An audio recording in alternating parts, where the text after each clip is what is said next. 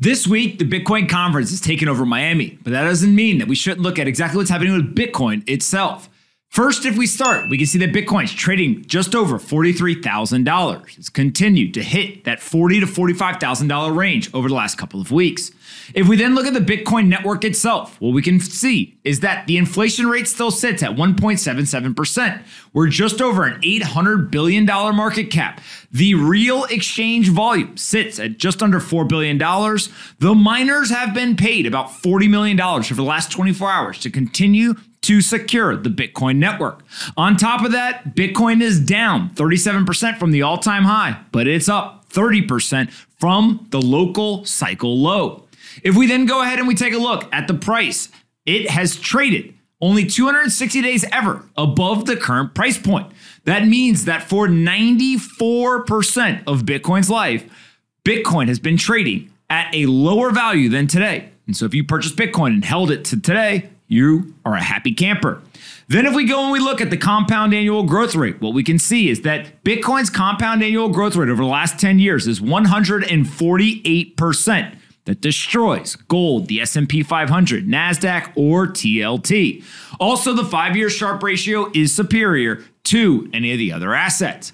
Then let's go take a look at Dylan LeClaire. He's got a great tweet here where he explains that Bitcoin is just correlated with QQQ.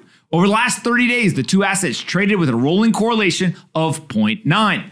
That means that many people in the Bitcoin market treating Bitcoin as a risk asset. As they have traded those tech stocks, they also are trading Bitcoin. The more that those two things trade together, the more that the Fed's policies are going to matter. Over a long period of time, Bitcoin is a non-correlated asset, but in short stints like this, they tend to get highly correlated.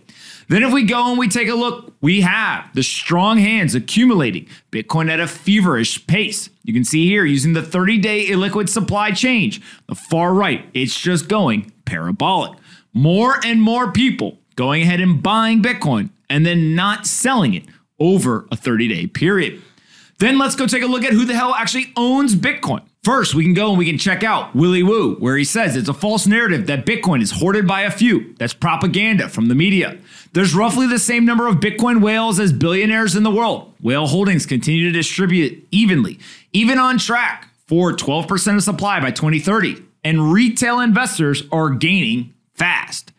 Then he shows us this great chart, which is the Bitcoin supply distribution by participants. And what you can see is that there is massive growth in retail ownership, and the whales continue to sell their Bitcoin to that retail audience. Then we can go and we can take a look at Will Clemente. We can see that Will also pointing out retail is currently buying at the second highest rate in Bitcoin's history. Looking at retail's holdings, most spikes have coincided with macro tops, but on several occasions they have bought strategically. This spike is the outlier. And that's exactly what you need to be paying attention to right now. The Bitcoin conference has announcement after announcement after announcement. The momentum is real.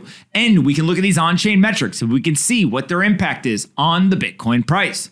Bitcoin continues to hold strong in the face of a dire financial situation for billions of people globally.